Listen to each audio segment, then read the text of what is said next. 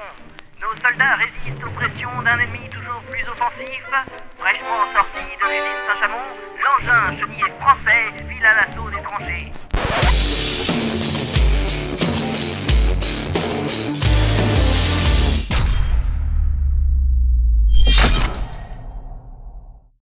Bonjour et bienvenue dans cette émission spéciale 100 ans d'équipement avec derrière moi deux titans.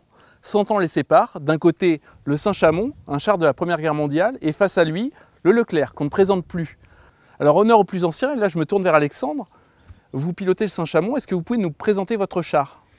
Donc c'est l'un des premiers chars français en 1917, construit à Saint-Chamond. C'est un véhicule adapté à la guerre de tranchées. Il servait à écraser les lignes de barbelés, à franchir les tranchées et à appuyer la progression de l'infanterie avec son armement. Tout ça sous blindage, une prouesse pour l'époque. Alors on l'a bien vu sur ces images, le Saint-Chamond était un char adapté aux tranchées, il servait à emmener les hommes au front. Alors vous, sergent, votre Leclerc? Le Leclerc, c'est un bijou de technologie. C'est 1500 chevaux montés sur chenille. Ça donne un engin ultra mobile et dynamique, malgré ses 56 tonnes. Il est capable de bondir sur son objectif et appliquer des feux puissants, tout ça en roulant. C'est le seul char à pouvoir tirer en roulant? Oui, c'est le seul char qui peut tirer en roulant à 360 degrés. Très bien. Et on va tout de suite vérifier ça, et pour comprendre ce qu'on ressent à l'intérieur d'un Leclerc en toute impartialité, on va demander à un membre de notre équipe de vous accompagner. D'accord. Alors, par exemple, notre ingénieur du son. Est-ce que tu peux t'approcher, Gwen?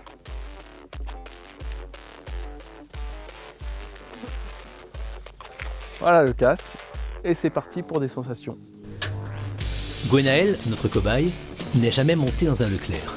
Il va vivre cette expérience et nous livrer ses impressions à chaud.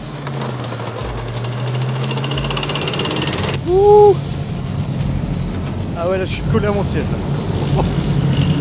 Ah ouais, au démarrage ça envoie du steak. Ah, on a l'impression d'être dans un manège, ça secoue un peu mais ça va. Ça tourne de tous les côtés. Je sais plus où j'habite. Je crois que j'ai énervé le pilote. Il y a de quoi être malade quand on regarde là-dedans là.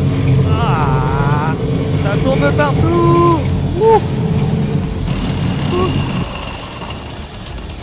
L'essayer c'est l'adopter, il disait. Hein. Je confirme. Eh bien messieurs, c'est maintenant l'heure du défi. 400 mètres départ arrêté pour vous départager, mais on va la faire façon le lièvre et la tortue. Alors dans cette fable, on sait tous que c'est la tortue qui gagne. Monsieur le lièvre, à vous de réécrire l'histoire. D'accord. Rien ne sert de courir, il faut partir à point. Le lièvre et la tortue en sont un témoignage. Le lièvre laisse la tortue aller son train de sénateur. Elle part, elle s'évertue, elle se hâte avec lenteur. Lui, cependant, méprise une telle victoire.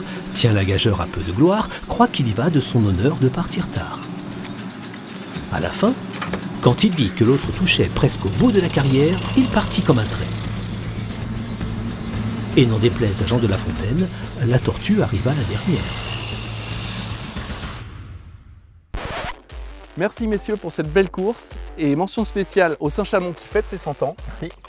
Et merci à vous de nous avoir suivis dans ce choc des titans.